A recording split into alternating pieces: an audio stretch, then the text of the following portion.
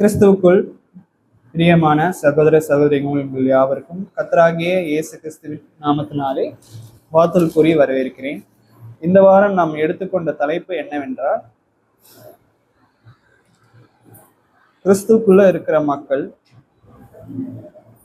நம்மளுடைய சொற்களை எப்படி பயன்படுத்த வேண்டும். வாயிலிருந்து புறப்படுகிற சொற்கள் வந்து பார்த்தீங்கன்னா மற்றவங்களுக்கு ஆசீர்வாதத்தை கொடுக்குற ஒரு விஷயமாவும் இருக்கு, ஒரு சில விஷயங்கள் சாபமாகவும் இருக்கு. அப்படி இருக்கும் பொழுது இந்த காலத்துல நிறைய பேர் பேசுறதையே கம்மி பண்ணிட்டாங்க. ஏன் அப்படின்னா, நிறைய பேர் இப்போ வந்து பாத்தீங்கன்னா மொபைல் எடுத்துக்கிறாங்க. பேசுறதுக்கு பதிலா, மனம் விட்டு பேசுறதுக்கு பதிலா மெசேஜ்ல எல்லாத்தையும் எழுதிடுறாங்க. அது யார்கிட்ட வேணாலும் நம்ம வந்து போய் பேசலாம்.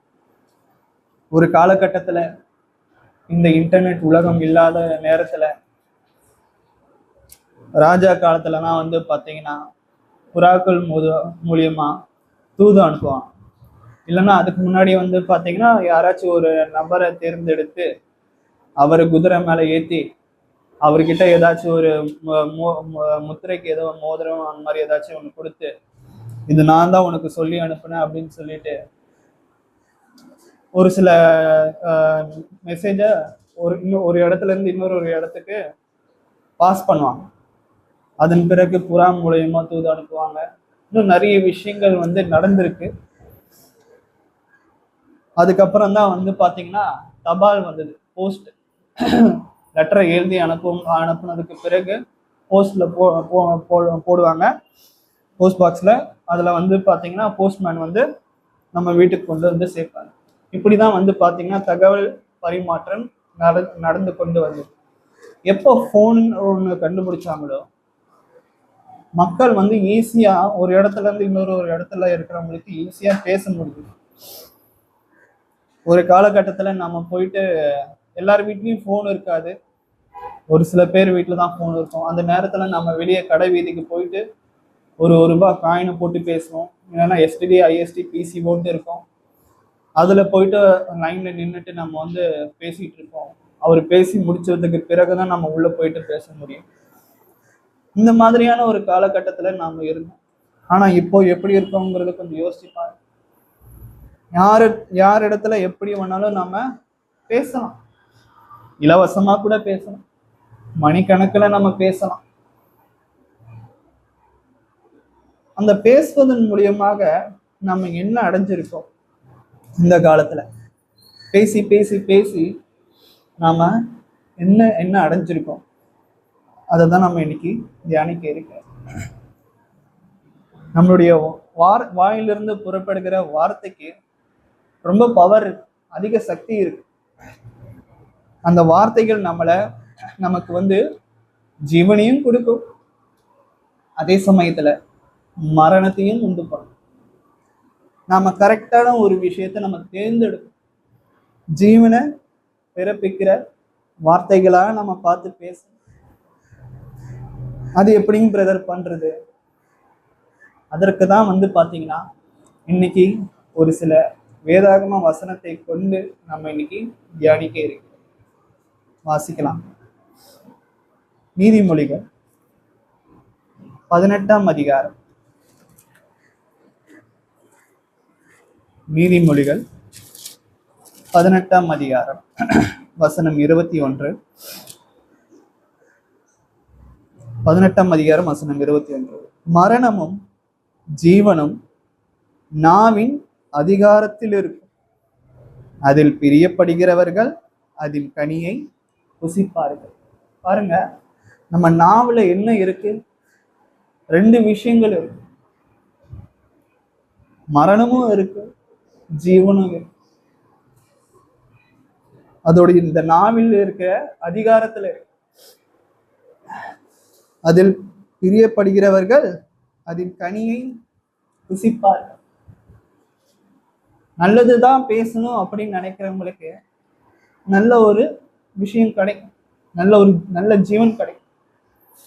மற்றவங்களை சபிக்கணும், மற்றவங்களை ஏதாச்சும் ஒரு விதத்துல துன்பப்படுத்தணும் அவன் துன்பப்படுகிற அந்த விஷயத்தை பார்த்து நான் சிரிச்சு சந்தோஷப்படணும். இது மரணத்துக்கு ஏதுவான ஒரு விஷயமா இருக்கு.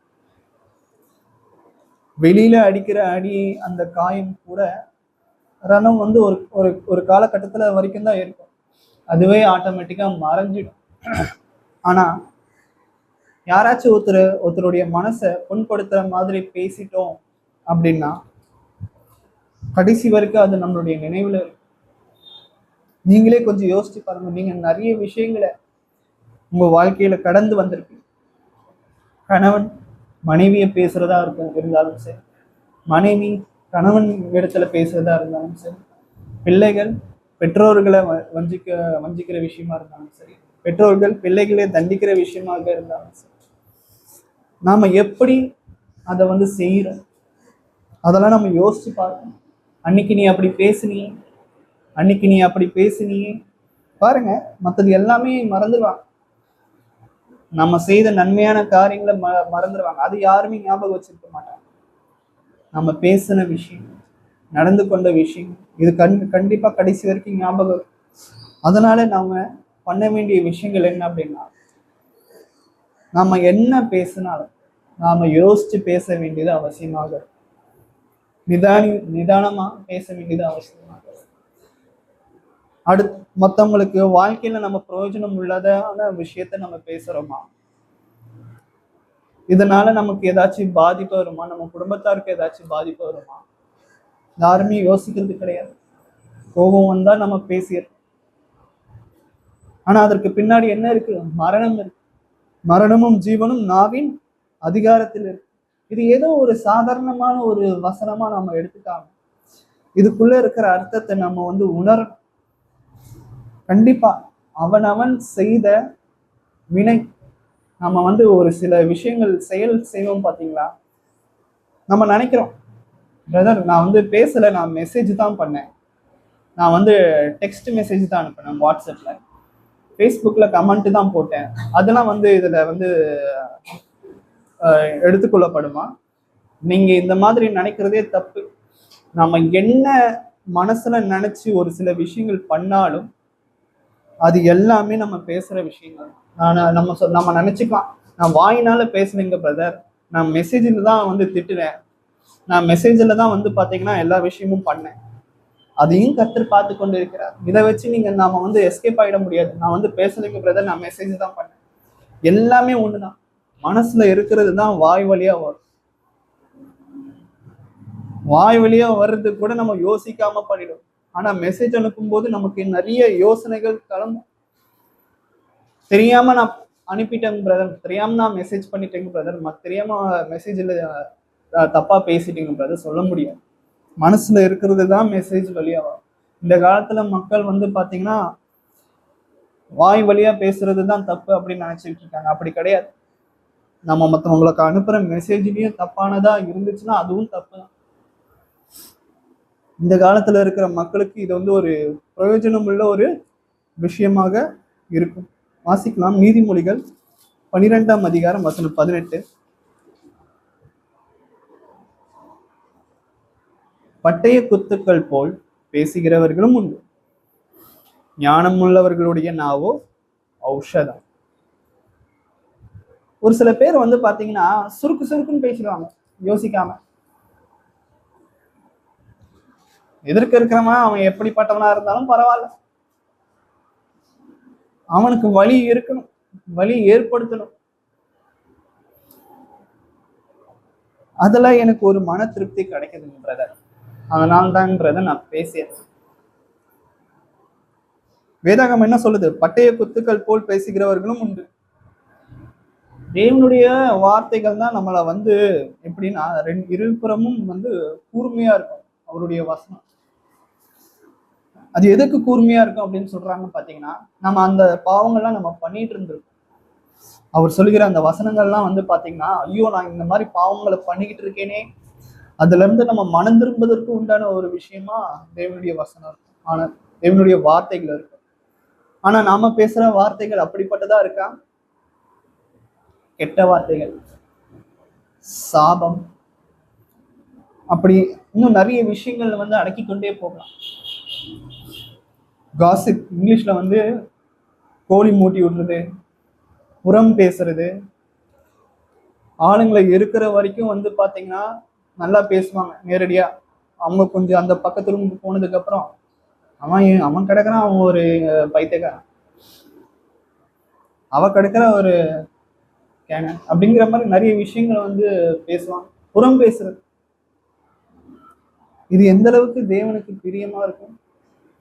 இதுல ஒரு நேர்மை கிடையாது, ஒழுக்கம் கிடையாது, சீர்படுத்துறது கிடையாது. இந்த இந்த விஷயங்கள் எல்லாமே நம்ம பண்ணிட்டு இதே வாயினால எப்படி நம்ம தேவனை ஆராதிக்க முடியும்? இதே வாயினால எப்படி நம்ம தேவனை துதிச்சு பாட முடியும்? தேவன் அதை அங்கீகரிப்பாரா? துதித்தலும் சபித்தலும் ஒரே வாயிலிருந்து புறப்படுகிறது. இப்படி இருக்கலாகாது. நம்ம வாசிக்கிறோம்ல, யாராச்சும் நம்ம பண்ண தப்பு உணர்றோமா? இதாவே நான் தப்பு பண்ணிட்டேன், தயவு செஞ்சு மன்னிச்சிருங்க, கேட்கறது கிடையாது. பண்ண தப்ப யாருமே உணர்றது கிடையாது. நான் பண்ணது கரெக்டு தான் அப்படின்ட்டு இப்ப வரைக்குமே நிறைய பேர் நினைச்சுக்கிட்டு இருக்கு. எல்லாவற்றுக்கும் ஒரு காலம் இருக்கு. கர்த்தர் நாமளா உணர்ந்துட்டா பரவாயில்ல. கர்த்தர் நம்மளுடைய தப்பை உணர வைக்கும் போது அது ரொம்ப பெரிய விஷயமான ஒரு பெரிய ஒரு காரியமா இருக்கும். அடுத்ததாக கூட நம்ம வந்து வாசிக்கலாம். இதுலயே வந்து பாத்தீங்கன்னா 18வது வசனத்துல ஞானம் உள்ளவர்களுடைய நாவோ ஔஷதம். பாருங்க, ஒரு சில பேர் யாராச்சும் நம்ம கிட்ட வந்து ஏதாச்சும் நம்மளை கோபப்படுத்துற மாதிரி பேசினா நாம அதுக்கு பதிலுக்கு பதில் பேசணுங்கிற அவசியமே கிடையாது. ஞானவான்கள் வந்து பாத்தீங்கன்னா அமைதியா இருப்பாங்க. எல்லா விஷயத்தையும் வந்து பாத்தீங்கன்னா பொறுத்து கொண்டு போவாங்க. அவங்க பேசும்போது ஞானவான்கள் எப்போ பேசுவாங்கன்னா அவங்களுக்குன்னு ஒரு சூழ்நிலை வரும் பேசுறது. தேவையில்லாம வார்த்தையை விட மாட்டாங்க. எப்போ தேவைப்படுதோ அந்த நேரத்துல மாத்திரம்தான் அவங்க பேசுவாங்க. அதுதான் இங்க சொல்றாரு, ஞானம் உள்ளவர்களுடைய நாவோ ஔஷதம். ஒரு சில பேரால வந்து பாத்தீங்கன்னா பேசாம இருக்கவே முடியாது. பேசி பேசி பேசி நிறைய விஷயங்களை வந்து அவங்க இது பண்ணியிருப்பாங்க. நமக்கே வந்து இவன் எப்படா வாயம் மூடுவான், காதுல இருந்து ரத்தமா வருதே, என்னுடைய வேலையை செய்ய விட மாட்டேன்றானே, இவன் பாட்டுன்னு பேசிக்கிட்டே இருக்கானே அப்படிங்கிற அளவுக்கு நமக்கு தோணும் அவங்க பேசுற விஷயம். ஆனா ஞானவான்கள் எல்லா நேரமும் அவங்க பேசவே மாட்டாங்க. அவங்க பேசுறதை விட மத்தவங்க பேசுறத கவனிப்பாங்க. அவங்க எப்படிப்பட்டவங்கிறது புரிந்து கொள்வாங்க. புரிந்து கொண்டு அதுக்கேற்றாறு போல அவங்க வந்து பேசுவாங்க. ஒரு சில பேரு மற்றவங்கள பேச விட்டு யாரையும் எப்படிப்பட்டவன் அப்படிங்கிறது புரிஞ்சுப்பாங்க. நிறைய பேர் வந்து பாத்தீங்கன்னா நிறைய ரொம்ப தந்திரமா வந்து இருப்பாங்க. எப்படி தந்திரமா பிடிப்பாங்க அப்படின்னா, அவங்க வந்து பேசுறது ரொம்ப கம்மியா இருக்கும். ஒரு கேள்வியை கேட்பாங்க, நம்மளை பேச வைப்பாங்க. அவங்களுடைய வேலை என்ன தெரியுமா? நம்மளை பேச வச்சு நம்மளை பத்தி தெரிந்து கொண்டு அதை வச்சு நம்மளை வந்து பழிவாங்குதல் நிறைய விஷயங்களை பண்ணுவாங்க. நாமளும் வந்து பாத்தீங்கன்னா விவரமே இல்லாம, புத்தி இல்லாம, ஞானம் இல்லாம எல்லா விஷயத்தையும் அவர்கள் இடத்துல பகிர்ந்துரும். ஏதோ அவர்கள் வந்து நமக்கு வந்து துணையா இருக்கிற மாதிரியும், கஷ்ட காலத்துல நம்ம அவர்கள் வந்து நமக்கு உதவி செய்கிற மாதிரி. நல்லா யோசிச்சுக்கோங்க. நம்ம எல்லாரிடத்துலயும் எல்லா விஷயத்தையும் நம்ம வந்து ஷேர் பண்ணக்கூடாது, பகிரக்கூடாது. நமக்கு இருக்கிற கஷ்டத்தை நம்ம தேவனிடத்துல மாத்திரம் சொன்னாலே அது போதுமான. ஏன் அப்படின்னா நமக்கு இருக்கிற கஷ்டத்தை அவங்க பார்த்து உணர மாட்டாங்க, ரொம்ப சந்தோஷப்படுவாங்க. அப்படிப்பட்ட மக்களும் இருக்காங்க. இவனுக்கு ஒரு கேடு வந்துச்சுப்பா, இப்பதான் எனக்கு ரொம்ப சந்தோஷம் அப்படின்னு சொல்லிட்டு மனசுக்குள்ள சந்தோஷப்படுவாங்க. அப்படிலாம் நம்ம அதுக்காக தான் நம்ம வந்து அவர்கள் இடத்துல எல்லா விஷயத்தையும் நம்ம சொல்லிட்டு இருக்கோமா? அப்படி இருக்கக்கூடாது. நமக்கு என்ன ஒரு கஷ்டம் வந்தாலும் யாருமே கர்த்தர் இடத்துல போக மாட்டேங்கிறோம். வருத்தப்பட்டு பாரம் சுமக்கிறவர்களே நீங்கள் எல்லோரும் என்னிடத்தில் வாருங்கள், நான் உங்களுக்கு இளைப்பாறுதல் தருவேன்ட்டு இயேசு கிறிஸ்து சொல்றாரு. நீங்க மனுஷன் இடத்துல ஏன் நீ போறீங்க? உங்களுடைய கஷ்டத்தை எதுக்கு மனுஷன் இடத்துல போய் தேவையில்லாம புலம்பிட்டு இருக்கீங்க? ஆமா, அதையே வச்சு உங்களை பிளாக்மெயில் பண்ணும். இல்லைன்னா மனசுக்குள்ள ரொம்ப சந்தோஷப்படுவோம். இவனுக்கு ஒரு நல்ல வேலை, ரொம்ப சந்தோஷமா இருந்தான் குடும்பத்தோடைய ஃபேமிலியோட, இப்போ இவனுக்கு ஒரு நல்ல ஒரு கேடு வந்துடுச்சு. பாருங்க, இது நமக்கு தேவையா? அடுத்ததா கூட நம்ம வந்து வாசிக்கலாம். மத்தேயு 12ஆம் அதிகாரம் வசனம் 36-37. மத்தேயு 12ஆம் அதிகாரம் வசனம் 36-37. மனுஷர் பேசும் வீணான வார்த்தைகள் யாவையும் குறித்து நியாய தீர்ப்பு நாளிலே கணக்கு ஒப்புவிக்க வேண்டும் என்று உங்களுக்கு சொல்லுகிறேன். ஏனெனில் உன் வார்த்தைகளினாலே நீதிமான் என்று தீர்க்கப்படுவாய், அல்லது உன் வார்த்தைகளினாலே குற்றவாளி என்று தீர்க்கப்படுவாய் என்றார். இதுதான் வேதம், இதுதான் சத்தியம். இது யாருடைய வார்த்தை? கர்த்தராகிய இயேசு கிறிஸ்துவினுடைய வார்த்தை. பிதாவின் சித்தத்தை அவர் வந்து நிறைவேற்றுகிறார். மனுஷர் பேசும் வீணான வார்த்தைகள் எவ்வளவோ நம்ம பேசிக்கிட்டு, அக்கம் பக்கத்து வீட்டு கதை, ஏதோ ஒரு நாடகத்தை பார்த்தோம்னா அதை வச்சு ஒரு மணி நேரம் பேசிட்டு இருக்கிறது. அதுக்கு பதிலாக வேற ஏதாச்சும் உருப்படியான வேலை இருந்தா கூட பார்த்துருக்கலாம். இல்லைங்க பிரதர், எங்களுக்கு வந்து டைமே போக மாட்டேங்குது. என்ன பண்றது? இந்த மாதிரி யாரையாச்சும் பொருளே பேசினாதான் எங்களுக்கு வந்து டைம் போகுது. இல்லைன்னா வேடிக்கையான விஷயங்கள், மற்றவங்கள வந்து இகழ்ச்சியா பேசுறது, மற்றவங்க குடும்பத்துல நெருப்பள்ளி கொட்டுறது, அதை பார்த்து சந்தோஷப்படுறதுக்கு தான் பிரதர் எனக்கு ரொம்ப பிடிச்சிருக்கு, ரொம்ப டைம் பாஸ் ஆகும்.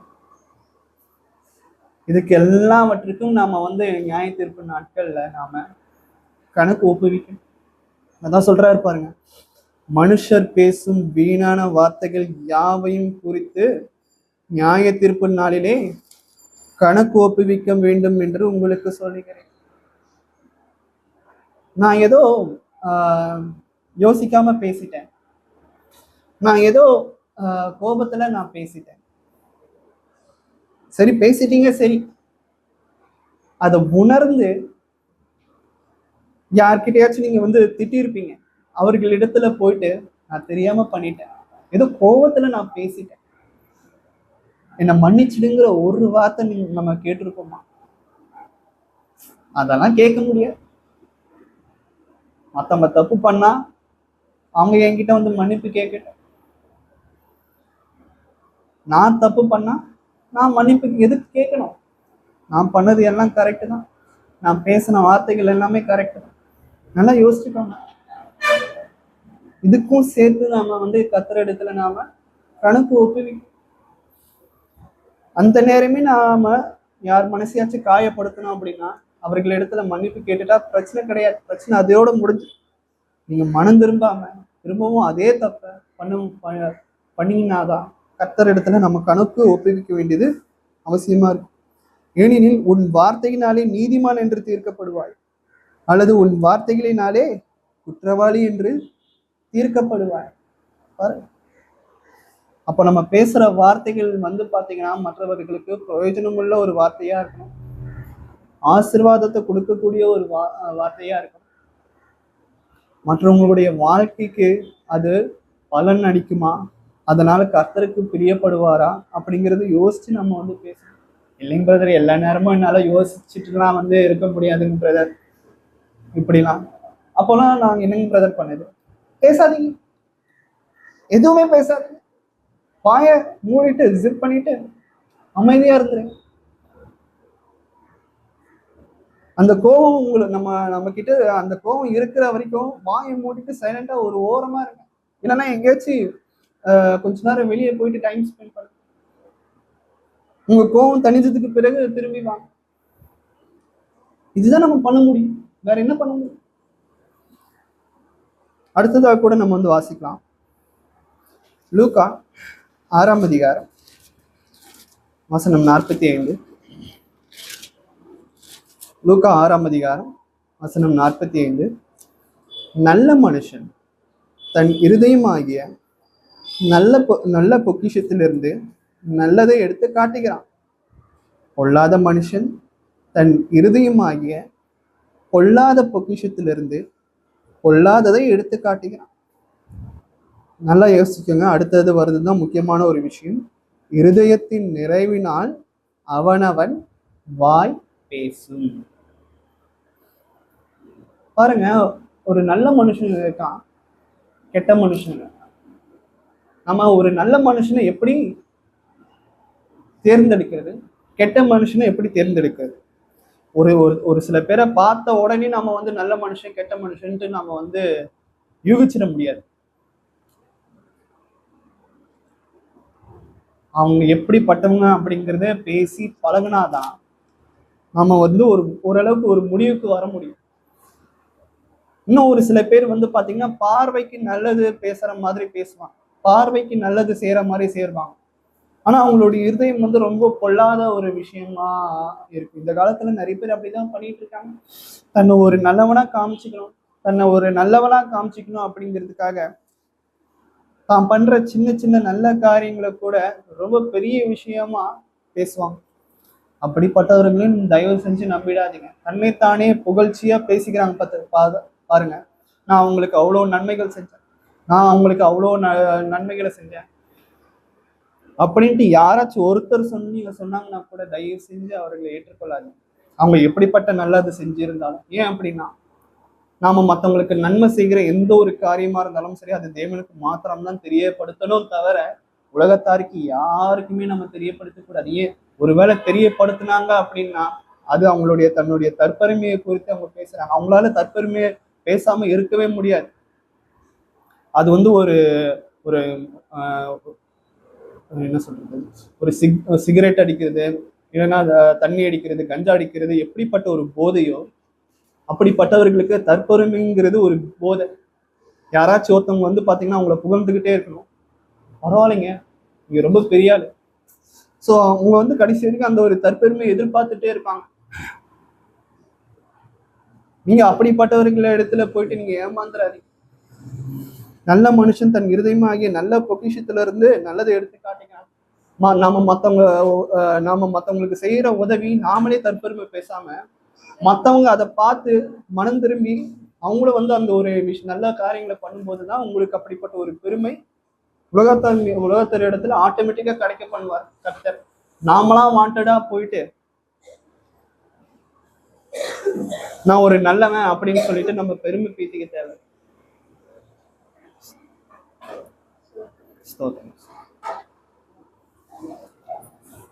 பாருங்க, பொல்லாத மனுஷன் தன் இருதயமாகிய பொல்லாத பொக்கிஷத்திலிருந்து பொல்லாததை எடுத்து காட்டுகிறான். பாருங்க, ஒருத்தவங்க கெட்ட வார்த்தை பேசுறாங்க, கேவலமா ஒரு சபைன்னு வந்ததுக்கு பிறகு மற்றவங்கள அடிக்கிறதோ தப்பான முறையில பேசுறது, இது எல்லாமே ரொம்ப ரொம்ப தப்பான ஒரு காரியம். ஏன் அப்படின்னா அந்த சபையில எல்லாருமே இருக்காங்க. யாராச்சும் ஒருத்தர் தப்பா பேசினாலும் கூட அவர்களை தனியா கூப்பிட்டுட்டு, இல்லப்பா நீ பேசுறது தப்பு அப்படின்ட்டு நம்ம புரிய வைக்கணும். அதை விட்டுட்டு சபையிலேயே அவங்கள அவமானப்படுத்தி சபையிலேயே அசிங்கப்படுத்தினா அது எந்த அளவுக்கு பிரியமா இருக்கும்? அதுதான் பொல்லாதவர்கள் தங்களுடைய தன் இருதயமாகிய பொல்லாத பொக்கிஷத்திலிருந்து பொல்லாததை எடுத்து காட்டுகிறான். இது நிறைய பேருக்கு தெரிய வருது கிடையாது. நம்ம சபையில யாரையுமே அசிங்கப்படுத்தக்கூடாது. தனியா கூட்டிட்டு தப்பு பண்றாங்கன்னா தனியா கூப்பிட்டு நம்ம போயிட்டு அவர்களை திருத்தணும். ஒரு சில பேர் தன்னுடைய பிள்ளைகளை சபையிலேயே அடிப்பாங்க, திட்டுவாங்க பெற்றோர்கள். அது அந்த பிள்ளைகளுக்கு ஒரு பெரிய அவமானமாயிடும். அது ரொம்ப ரொம்ப ரொம்ப கஷ்டப்படுவாங்க. நம்ம அப்பா அம்மா எல்லாரும் முன்னாடி நம்ம கேவலப்படுத்திட்டாங்களே, அசிங்கப்படுத்திட்டாங்க.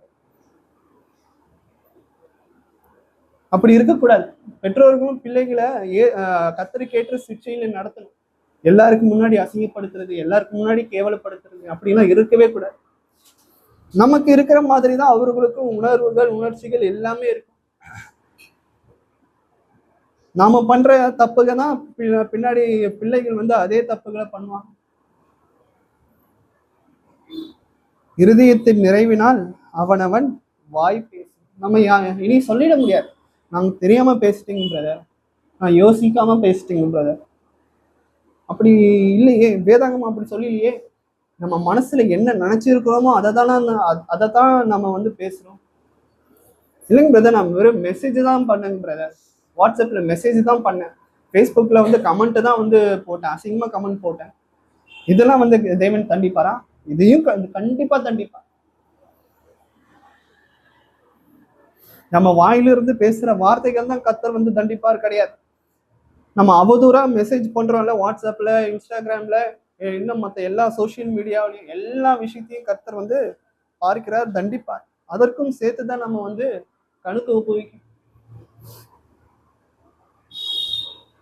நிறைய பேர் புறணி பேசுறவங்க இருக்காங்க. வாசிக்கலாம், நீதிமொழிகள் 16ஆம் அதிகாரம் வசனம் 28. மாறுபாடு உள்ளவன் சண்டையை கிளப்பி விடுகிறான். பாருங்க, இவங்க கிட்ட இருந்து நம்ம ரொம்ப ஜாக்கிரதையா இருக்கும். எப்படின்னா, கணவன் மனைவி ரொம்ப சந்தோஷமா அந்யோன்யமா இருப்பாங்க. அது ஒரு சில பேருக்கு பிடிக்காது. அவங்கள எப்படியாச்சும் பிரிச்சு விடலாம், குடும்பத்துல சண்டையை மூட்டி விடலாம் அப்படின்ட்டு இருப்பாங்க. அப்படி இல்லையா, இன்னும் மற்ற ஏதாச்சும் ஒரு ரிலேஷன்ஷிப் நல்லா போயிட்டு இருக்கு, அப்பாவும் மகளும் ரொம்ப ஒற்றுமையா இருப்பாங்க, அம்மாவும் மகனும் ரொம்ப ஒற்றுமையா இருப்பாங்க. அந்த ஒற்றுமையை பிரிக்கிறதுக்கே நிறைய விஷயங்கள் பண்ணுவாங்க. இன்னும் ஒரு 2 நண்பர்கள் ரொம்ப சந்தோஷமா ஒற்றுமையா இருப்பாங்க. அவனுக்கு கஷ்டம் வந்தா இவன் தாங்குவான், இவனுக்கு கஷ்டம் வந்தா அவன் தாங்குவான். இதை பார்க்குற 3வது ஒரு நபர் வந்து இவங்களுடைய ஃப்ரெண்ட்ஷிப்பை எப்படியாச்சும் எடுத்து போடணும், நம்மளால முடிஞ்சதை ஏதாச்சும் பண்ணணும்.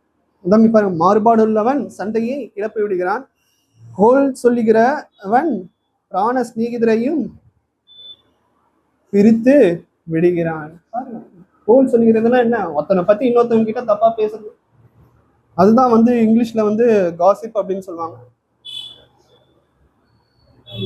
புறம் பேசுறது, மற்றவங்களை பத்தி தப்பா பேசுறது, இதெல்லாம் வந்து கர்த்தர் பார்க்கிறார். இந்த மாதிரி எல்லாம் பண்றதுதான் கர்த்தருக்கு சுத்தமா பிடிக்கவே பிடிக்காது. இந்த மாதிரி பண்ணிட்டு நாம எப்படி தேவனுடைய ராஜ்யத்துல பிரவேசிக்க முடியும்? சொல்லுங்க பார்ப்போம். இந்த மாதிரியான மோசமான கேவலமான விஷயங்களை நம்ம பண்ணிட்டு இருந்தோம்னா இதெல்லாம் நமக்கு தேவையா? மற்றவங்களை பத்தி நம்ம அவதூறா பேசுறது, மற்றவங்களை பத்தி நம்ம கேவலமா பேசுறது, மற்றவங்களை நம்ம போட்டு கொடுக்கறது, இதெல்லாம் நமக்கு தேவையா? நமக்கு எவ்வளவோ நம்மளுடைய வாழ்க்கையில எவ்வளவோ கஷ்டங்கள் இருக்கு, அதை நம்ம கவனிக்கிறது கிடையாது. அடுத்தவன் வீட்டுல வந்து என்ன நடக்குது ஏது நடக்குதுங்கிறத பார்த்து எரியிற நெருப்புல எண்ணெய் ஊத்தி அதுல குளிர்காயிற மக்கள் நிறைய பேர் இருக்காங்க. அப்படிப்பட்ட மக்களை நம்ம வந்து வாழ்ந்துடக்கூடாது, தயவு செஞ்சு. மாறுபாடு உள்ளவன் சண்டையை கிளப்பி விடுகிறான், கோல் சொல்லுகிறவன் பிராண சிநேகிதரையும் பிரித்து விடுகிறான். அடுத்ததா கூட நம்ம வந்து வாசிக்கலாம், எபேசியர் 4ஆம் அதிகாரம் வசனம் 29. எபேசியர் 4ஆம் அதிகாரம்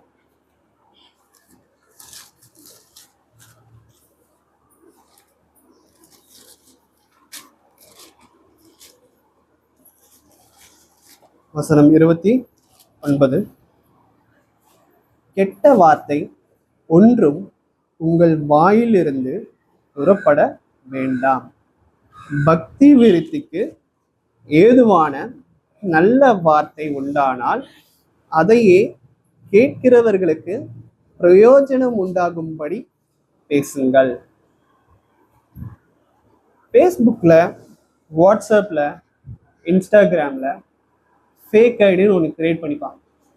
அவங்களுடைய சொந்த பேர் வச்சுக்க மாட்டாங்க, ஏதோ ஒரு நபருடைய பேரை வச்சுக்கிட்டு அசிங்கமா பேசுறது, அசிங்கமா நடந்து கொள்றது, அசிங்கமான விஷயங்களை பகிர்றது, கெட்ட வார்த்தைகளை பேசுறது. ஏன்னா அவங்களுடைய சொந்த ஐடியில இருந்து போய் மெசேஜ் போட்டான் அப்படின்னா இவன் தான் பேசுறான்னு கண்டுபிடிச்சிடுவாங்களே, மற்றவங்க என்ன தப்பா நினைச்சிடுவாங்களே, அதனால நான் வேற ஒரு பேர் வச்சுக்கிட்டு நான் உள்ள போய் கெட்ட வார்த்தைகளை பேசும்போது என்னை யாராலையும் கண்டுபிடிக்க முடியாது. மனுஷன் கண்டுபிடிக்க முடியாதுதான், கர்த்தர் பார்த்துட்டு இருக்கிறார்ல. அது யாருக்குமே அந்த பயமே இருக்காங்கிறத நம்ம யோசிக்க. நம்ம பண்ணுகிற ஒவ்வொரு விஷயங்களையும் கர்த்தர் பார்த்து கொண்டே இருக்கிறார். மனுஷன்தான் கண்டுபிடிக்க முடியாது. நீங்க வேற ஒரு ஐடியா வச்சுட்டு உள்ள போயிட்டு தப்பான காரியங்களை பேசும்போது, ஆனா கர்த்தர் கர்த்தரிலிருந்து எல்லா விஷயத்தையும் நோட் பண்ணிட்டு இருக்கிறார். நம்ம பண்ணுகிற விஷயங்கள், பேசுகிற வார்த்தைகள் எல்லாத்தையும். ஒரு சில பேர் பாத்தீங்கன்னா, என்னால அவனை நேரடியா திட்ட முடியல, மறைமுகமா நான் திட்டுறதுக்காக நான் ஒரு சில விஷயங்கள் இது மாதிரி எல்லாம் பண்ணிட்டு இருக்கேன். அப்படி இல்லைன்னா ஒரு ஆளை உண்டு பண்ணி அவன் மூலியமா அவனை நான் பேச வைக்கிறேன் கெட்ட வார்த்தைகள். இந்த எல்லா விஷயத்தையும் கர்த்தர் பார்க்கிறேன். இப்ப நீங்க கெட்ட வார்த்தை உங்கள் வாயிலிருந்து புறப்பட வேண்டாம். நான் கூட நிறைய பெற்றோர்களை பார்க்கிறேன். பெற்றோர்களே கெட்ட வார்த்தை ஈஸியா பேசுறாங்க. அதுவும் இந்த சென்னை பாஷையில அந்த ஒரு கெட்ட வார்த்தை ஒண்ணு இருக்கு. வார்த்தைக்கு வார்த்தை அது பேசும் பொழுது, என்னடா இது, நம்ம எவ்வளவோ போதிக்கிறோம், இப்படி பேசுறாங்களே. நம்ம நம்ம மக்களை பத்தி பேசல, நான் இன்னும் மற்ற சபையில ஒரு சில பேர் இருக்காங்க. அவர் வார்த்தைக்கு வார்த்தை அந்த மாதிரியான விஷயங்களை அந்த அந்த அந்த ஒரு வார்த்தையை ஆட் பண்றாரு. ஏதோ அது ஒரு சகஜமான அந்த அந்த கெட்ட வார்த்தை மாறிடுச்சு. கடைசியிலும் பிரதர், என் குடும்பத்துல எப்பவுமே கஷ்டமா நடந்து கொண்டே இருக்கு, அடி மேல அடி வந்துகிட்டே இருக்கு சொல்லி என்கிட்ட புலம்புற. நான் எடுத்து சொல்லுவேன், கர்த்தருடைய சுவிசேஷத்தை கேளுங்க, அதுக்கேற்ப நம்ம கீழ்ப்படிந்து நடங்க அப்படின்னு சொன்னாலும் அந்த அந்த டைம்ல அவர் கேட்பாரு. ஆனா அதை தொடர்ச்சியா பின்பற்றுறது கிடையாது, உணர்றது கிடையாது. கடைசியில் என்ன நடக்கும்? தொடர்ந்து அடி மேல அடி அவங்களுக்கு விழதான் செய்யும். பாருங்க, கெட்ட வார்த்தை ஒன்றும் உங்கள் வாயிலிருந்து புறப்பட வேண்டாம். பக்தி விருத்திக்கு ஏதுவான நல்ல வார்த்தை உண்டானால் அதையே கேட்கிறவர்களுக்கு பிரயோஜனம் உண்டாகும்படி பேசுங்க. பாருங்க, பெற்றோர்கள் பிள்ளைகளை தண்டிக்கும் பொழுது கூட தயவு செஞ்சு கெட்ட வார்த்தைகளை சொல்லி அவங்கள தண்டிக்காது. அதே போல மனைவிக்கும் கணவனுக்கும் சண்டை நடக்கும்போது, பிரச்சனை வரும்போது, பிரச்சனை இல்லாத ஒரு குடும்பமே இருக்காதுதான். இருந்தாலும் பிள்ளைகளுக்கு முன்பாக, யாருக்கு முன்பாக நம்ம கெட்ட வார்த்தை பயன்படுத்த கூடாது. கெட்ட வார்த்தைய பேசிட்டு அதுக்கு அடுத்த நாள் இதே வாயினால கர்த்தரை துதிச்சு பாடுறோம். அந்த துதித்து பாடுகிற அந்த பாடலை கர்த்தர் அங்கீகரிப்பாரா? மனம் திரும்பாம நீங்க அந்த விஷயத்த பண்ணும் பொழுது கர்த்தர் நீங்க துதிச்சு பாடுகிற அந்த விஷயத்தையும் அவர் அங்கீகரிப்பாரா? சொல்லுங்க. மனம் திரும்புறதும் கிடையாது, யாரை குற்றப்படுத்தணுமோ, யாரை கேவலப்படுத்தணுமோ, யாரை கெட்ட வார்த்தையில பேசணுமோ அவர்கள் இடத்துல போயிட்டு மன்னிப்பு கேட்கறது கிடையாது. அப்படியே கர்த்தரை ஆராதிக்கிறது. குளிச்சுட்டு வரலாம், பல் வலிக்கிட்டு கூட வரலாம், அது உங்களுடைய வெளியே இருக்கிற அந்த ஒரு சில விஷயங்களை மாத்திரம்தான் அதை சுத்தப்படுத்தும். ஆனா மனசு, இருதயத்தில் சுத்தம் உள்ளவன் தேவனை தரிசிப்பான் அப்படின்னு சொல்லுவாங்க. நம்ம இருதயமே சுத்தம் இல்லை, அப்போ நம்ம தேவனை தரிசிச்சு என்ன பிரயோஜனம்? கொஞ்சம் யோசிப்பாரு.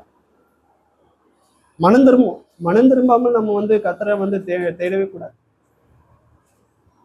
யாரோ ஒரு சகோதரனிடத்துல நம்ம சண்டை போட்டுட்டோம் அப்படின்னா, சண்டை போட்ட கையோட நம்ம தேவனை ஆராதிக்கலாமா, காணிக்கை செலுத்தலாமா? இல்லை. ஃபர்ஸ்ட் அவங்க இடத்துல போட்டு ஒப்புரவாகிட்டு தான் நீங்க என் இடத்துல வரணும் அப்படின்ற. அதான் இங்க சொல்ற, கெட்ட வார்த்தை ஒன்றும் உங்கள் வாயிலிருந்து புறப்பட வேண்டாம். அப்ப நம்ம வாயிலிருந்து புறப்படுகிற எல்லா காரியங்களும் மற்றவங்களுக்கு பூமிக்குரிய ரீதியிலும் சரி, ஆவிக்குரிய ரீதியிலும் சரி, மற்றவங்களுக்கு அது பிரயோஜனம் உள்ள ஒரு வார்த்தையா இருக்குதான்னு பாருங்க.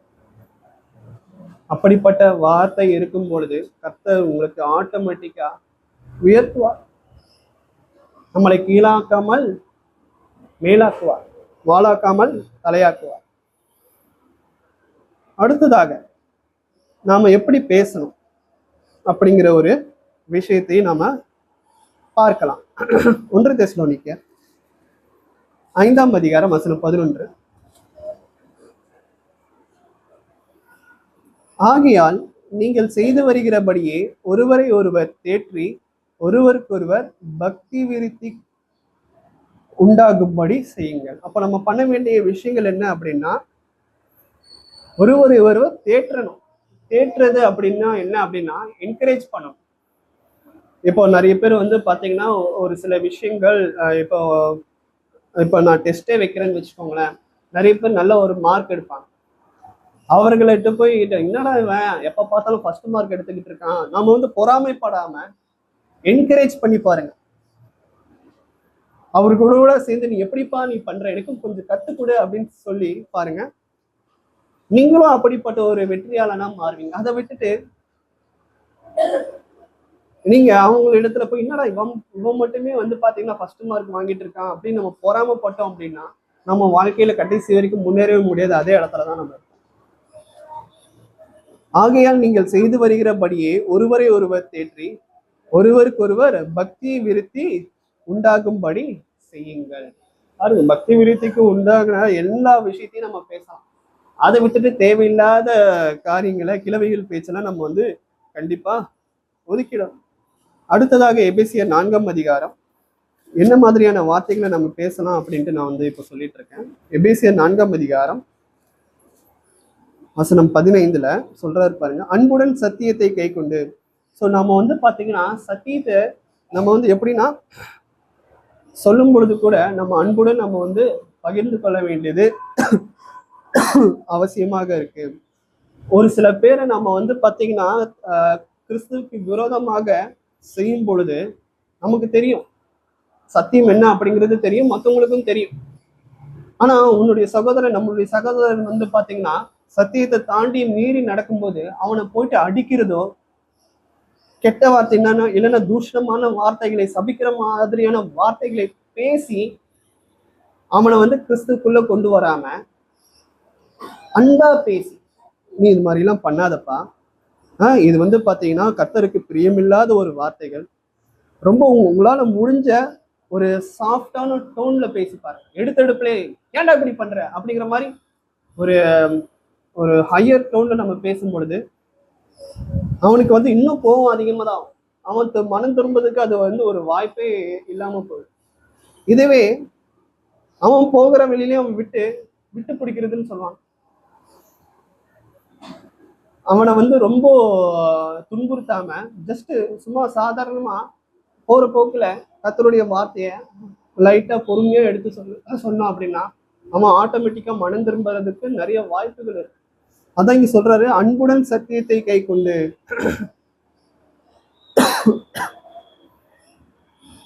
நம்ம எப்பவுமே வந்து பாத்தீங்கன்னா மற்றவங்களை நம்ம வந்து திருத்தும் பொழுது கூட கடினமா திருத்தாமல் ரொம்ப கோவப்பட்டு திருத்தாமல் பொறுமையா கர்த்தருடைய வேதத்தை எடுத்து அன்புடன் நாம வந்து திருத்த வேண்டியது அவசியமாக இருக்கு.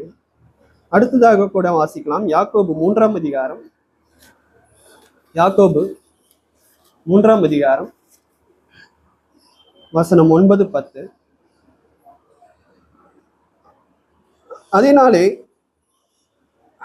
யாக்கோபு 3ஆம் அதிகாரம் வசனம் 9, 10. அதனாலே நாம் பிதாவாகிய தேவனை துதிக்கிறோம், அதனாலே தேவனுடைய சாயலின்படி உண்டாக்கப்பட்ட மனுஷரை அதனாலே சபிக்கிறோம், துதித்தலும் சபித்தலும் ஒரே வாயிலிருந்து புறப்படுகிறது. இங்க பாருங்க 8வது வசனம், நாவை அடக்க ஒரு மனுஷனாலும் கூடாது, அது அடங்காத பொல்லாங்குள்ளதும் சாவுக்கு ஏதுவான விஷம் நிறைந்ததுமாய் இருக்கிறது. ஸோ நாம வந்து பாத்தீங்கன்னா நம்ம பேசுற வார்த்தைகள் மற்றவங்களை வந்து எப்படா தப்பு பண்ணுவாங்க அவங்களுடைய தப்பை சுட்டி காட்டி நம்ம வந்து அவங்கள குற்றப்படுத்தலாம், அவங்கள நாம வந்து பெரியாரா காமிச்சிக்கலாம் அப்படின்ட்டு நிறைய பேர் தேடிட்டே இருப்பாங்க. அது நம்மளுடைய வேலை கிடையாது.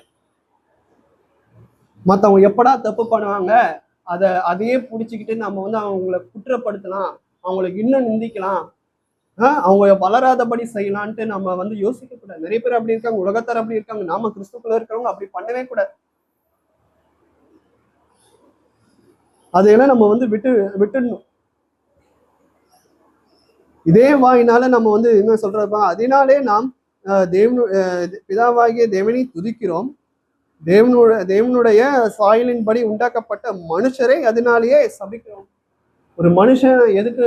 ஒரு மனுஷன் யாரு? அவருடைய சாயலே உண்டாக்கப்பட்டவங்க தான் நாம மனுஷன். உண்டாக்கப்பட்ட மனுஷரை நம்ம வந்து சபிக்கிறோம். கெட்ட வார்த்தையும் நம்மளுடைய வாயிலிருந்து வரக்கூடாது, சபித்தல் நம்மளுடைய வாயிலிருந்து வரக்கூடாது. அதற்கு பதிலாக ஆசீர்வாதம் வரணும். நம்ம மற்றவங்களுக்காக ப்ரேயர் பண்ணணும். துதித்தலும் சபித்தலும் ஒரே வாயிலிருந்து புறப்படுகிறது. என் சகோதரரே, இப்படி இருக்கலாகாது.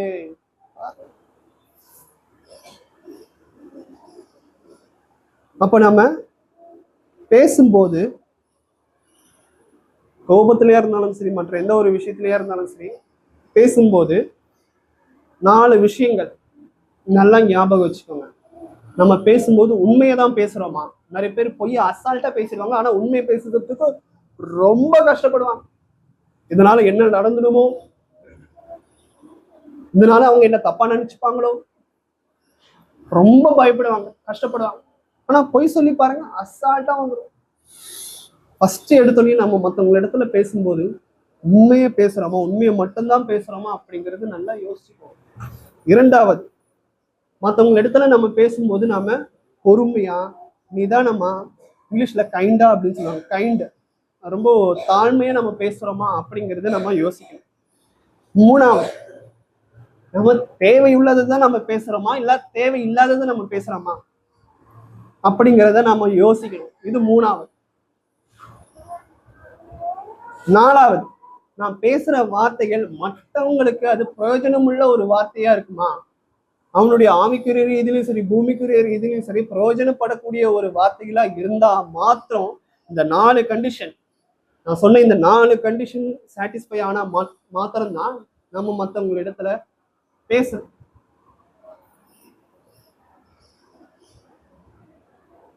இல்லைன்னா நம்ம வந்து பேசவே தேவை. என்னென்ன சொன்னேன்? ஃபர்ஸ்ட் நம்ம உண்மையை பேசுறோமா, தாழ்மையா பேசுறோமா, நம்ம பேசுறது இப்போ தேவையா, நான் பேசுற வார்த்தைகள் மற்றவங்களுக்கு கண்டிப்பா தேவையா. 4வது விஷயம், நான் பேசுற ஒரு வார்த்தை மற்றவங்களுக்கு பிரயோஜனம் உள்ள ஒரு வார்த்தையா இருக்குமா.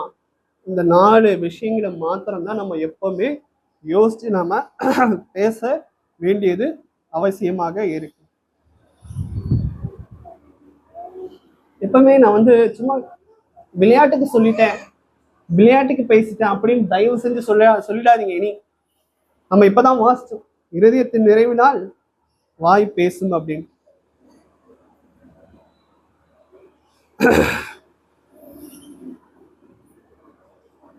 யோவான் 1ஆம் அதிகாரம் வசனம் 1-4 வாசிக்கிறேன் பாருங்க. ஆதியிலே வார்த்தை இருந்தது, அந்த வார்த்தை தேவனிடத்தில் இருந்தது, அந்த வார்த்தை தேவனாய் இருந்தது. அவர் ஆதியிலே தேவனோடு இருந்தார். சகலமும் அவர் மூலமாய் உண்டாயிற்று. உண்டானதென்றும் அவராலே அல்லாமல் உண்டாகவில்லை. அவருக்குள் ஜீவன் இருந்தது, அந்த ஜீவன் மனுஷருக்கு ஒளியா இருந்தது. ஸோ நம்ம வந்து பாத்தீங்கன்னா இந்த வார்த்தை எதுக்கு இங்க வந்து வார்த்தை அப்படிங்கிறது, இன்னைக்கு நம்ம வந்து பாத்தீங்கன்னா வார்த்தைகளை குறித்து நம்ம வந்து தியானித்து கொண்டு இருக்கிறோம். நல்ல வார்த்தைகளும் இருக்கு, கெட்ட வார்த்தைகளும் இருக்கு. நம்ம கெட்ட வார்த்தையை புறக்கணிச்சுட்டு நல்ல வார்த்தைகளை மாத்திரம் தான் பேசணும். இங்க வார்த்தையானது எப்படிப்பட்டதா இருக்குது அப்படின்னு பார்க்கும்போது, ஆதியிலே வார்த்தை இருந்தது, அந்த வார்த்தை தேவன் இடத்துல இருந்தது, அந்த வார்த்தை தேவனா இருந்தது. யார் இந்த வார்த்தை? இயேசு கிறிஸ்து. அவர் ஆதியிலே தேவனோடு இருந்தார், சகலமும் அவர் மூலியமா உண்டாயிற்று. உண்டானதொன்றும் அவராலே அல்லாமல் உண்டாகவில்லை. அவருக்குள் ஜீவன் இருந்தது, அந்த ஜீவன் மனுஷருக்கு ஒளியா இருந்தது.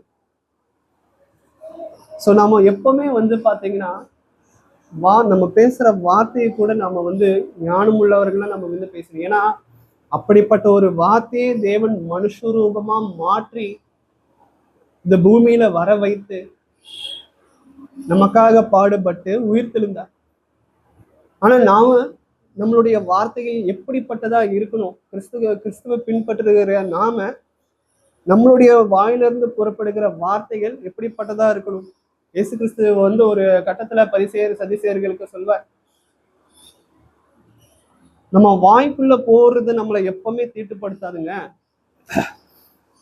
நம்ம வாயிலிருந்து புறப்படுகிற வார்த்தைகள் தான் எல்லா மனுஷனையும் தீட்டுப்படுத்தும். வாசிக்கிறோமா இல்லையா? அதையும் ஒரு டாபிக்கா எடுத்து ஒரு 2 மாசத்துக்கு முன்னாடி நான் வந்து உங்களுக்கு போதிச்சிருக்கேன். நீதிமொழிகள் 15ஆம் அதிகாரம் வசனம் 1. மெதுவான பிரதித்திரம் உக்கிரத்தை மாற்றும், கடும் சொற்களோ கோபத்தை எடுக்கும். ஸோ நம்ம எப்பவுமே வந்து பார்த்தீங்கன்னா மற்றவங்களுக்கு பதிலுக்கு பதில் பேசாம பொறுமையா அவங்களுக்கு எடுத்து சொல்லணும். கடுஞ்சொற்களோ கோபத்தை எழுப்பும். நீங்க அதை விட்டுட்டு பதிலுக்கு பதில் பேசினா நீ பெரியவனா நான் பெரியவனான்னு பார்த்துக்கிட்டு அப்படியே இருந்தோம்னா கடைசி வரைக்கும் அந்த சண்டை ஓயாது. கடைசி வரைக்கும் ஏதாச்சும் சின்ன விஷயம் வந்து பெரிய ஒரு பூதாகரமா கிளம்புறதுக்கு நிறைய வாய்ப்புகள் இருக்கு. கொலோசியர் 4ஆம் அதிகாரம் வசனம் 6.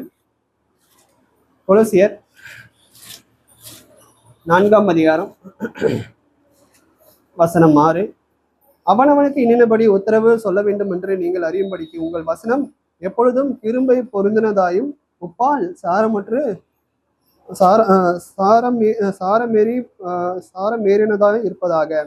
ஸோ இதுல வந்து என்ன சொல்றாங்க அப்படின்னா, அவனவனுக்கு இன்னினபடி உத்தரவு சொல்ல வேண்டும் என்று. இப்ப நம்ம வந்து மற்றவங்கள எப்பவுமே அவங்க பண்ற தப்பை வந்து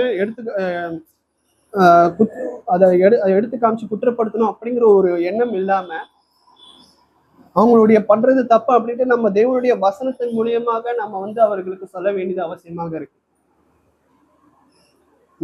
அதுவும் வந்து பாத்தீங்கன்னா நம்ம வந்து கடுஞ்சொற்களை நம்ம வந்து கடிந்து கொள்ளாம பொறுமையா அவர்களுக்கு எடுத்து சொல்ல வேண்டியது அவசியமாக இங்க இருக்கு. இங்க பார்ப்பா, தேவனுடைய வசனம் இப்படி போதிச்சிருக்கு, இப்படி நீ கெட்ட வார்த்தை பேசக்கூடாது, இப்படி நீ புறம் பேசக்கூடாது, இப்படி நீ வந்து மற்றவங்களை பற்றி நீ வந்து கோழி மூட்டி விடக்கூடாது.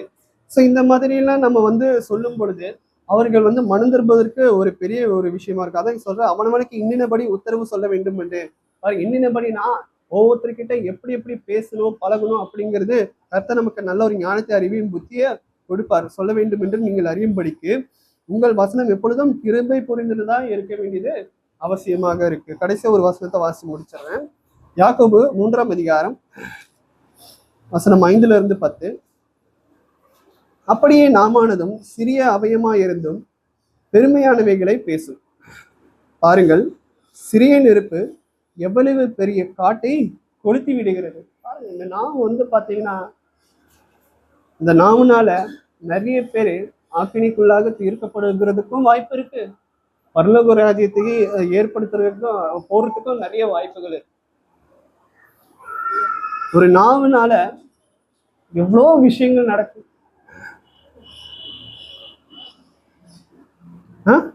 அப்படியே நாமானதும் சிறிய அவயமா இருந்தும் பெருமையானவைகளை பேசும். நிறைய பேர் தன்னைத்தானே பெருமையா பேசிக்கிறதுக்கு நிறைய வாய்ப்புகள் இருக்கு. நான் பாக்குறேன், என்னடா இது, இவங்க இப்படி தன்னைத்தானே பெருமையா, ஏன்னா அவங்க உலகத்தார், சத்தியம் அவங்களுக்கு தெரியாது.